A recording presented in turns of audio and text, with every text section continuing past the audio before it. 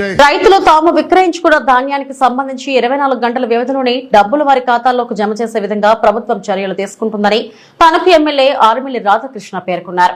సోమవారం తణుకు మండలం దువ్వ వేల్పూర్ గ్రామాల్లో ధాన్యం కొనుగోలు కేంద్రాన్ని ప్రారంభించిన ఆయన మాట్లాడారు.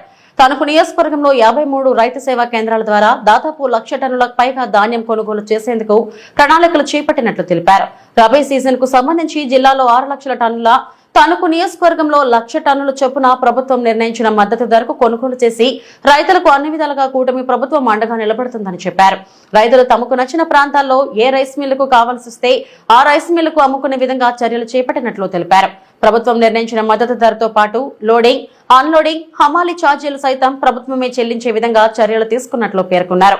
ఈ కార్యక్రమంలో పౌర సరఫరాల రెవెన్యూ అధికారులతో పాటు కూటమి నాయకులు, కార్యకర్తలు పాల్గొన్నారు. ధాన్యం కొనుగోలు కేంద్రాలను ఈరోజు తణుకు నియోజకవర్గంలో వేల్పూరు, దువ్వ గ్రామాల్లో ప్రారంభించుకుని ఈ రబీ సీజన్కి సంబంధించి నియోజకవర్గంలో దాదాపు 1,60,000 టన్నుల ధాన్యం పండితే ఈరోజు నియోజకవర్గంలో ఉన్నటువంటి 53 రైతు సేవా కేంద్రాల ద్వారా ధాన్యం కొనుగోలు ప్రక్రియని ప్రారంభించుకోవడం జరిగింది.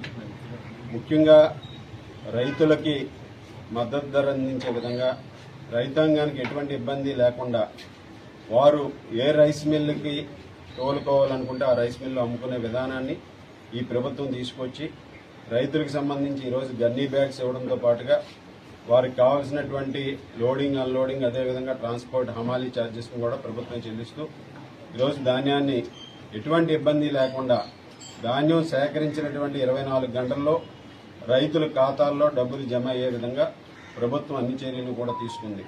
ఈరోజు రైతు పక్షపాతిగా గౌరవ ముఖ్యమంత్రి నారా చంద్రబాబు నాయుడు గారు, ఉప ముఖ్యమంత్రి వర్యులు పవన్ కళ్యాణ్ గారు, అదేవిధంగా మోడీ గారి సహకారంతో కూటమి ప్రభుత్వం వచ్చిన తర్వాత రైతులకు ఉన్నటువంటి ఇబ్బందులన్నింటినీ కూడా అధిగమించే విధంగా గత ప్రభుత్వం ఏదైతే రైతులని ధాన్యం కొనుగోలు పేరుతో తీవ్రమైనటువంటి ఇబ్బందులు గురి చేసిందో ఆ రోజు రైతు ధాన్యం అమ్ముకోవాలంటే ఎక్కడ అమ్ముకోవాలో తెలియనటువంటి పరిస్థితి, తరుగుల పేరుతో బస్తాకి 4 కేజీల నుంచి 12 కేజీల వరకు దోపిడీ చేసినటువంటి పరిస్థితి, గన్నీ బ్యాగులు అందనటువంటి పరిస్థితి.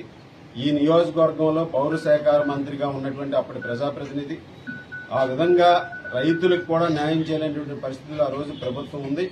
అన్ని విధాలుగాను కూడా మోసపోయినటువంటి, ధాన్యం అమ్ముకున్న తర్వాత డబ్బులు ఎప్పుడు వస్తాయో తెలియనటువంటి పరిస్థితి.